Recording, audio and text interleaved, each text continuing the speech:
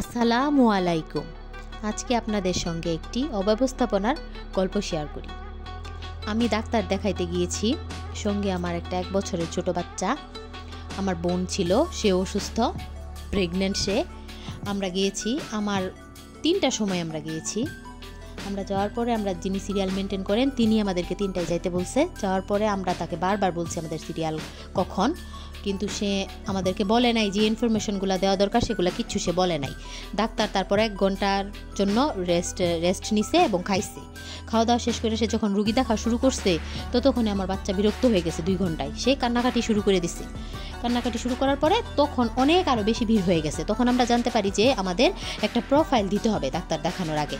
এটা সম্পর্কে কিন্তু যিনি ছিলেন, বাহিরের দায়িত্বে ছিলেন, উনি কিন্তু আমাদেরকে বলে নাই, ডাক্তারের অ্যাটেন্ডেন্স আমাদেরকে বলে নাই যে আপনাদেরকে প্রোফাইল দিতে হবে। ততক্ষণে আমার বড় বাচ্চাটা টিউশন ক্লাস ছিল, সেই টিউশন ক্লাসটা মিস হয়েছে, আমার সময় নষ্ট হয়েছে, আমার বোনটা অসুস্থ, সে কষ্ট পাইছে, আমার বাচ্চাটা অলরেডি কান্না শুরু করে দিছে, আমিও ডাক্তার দেখাইতে পারি নাই। এটা কেমন হলো?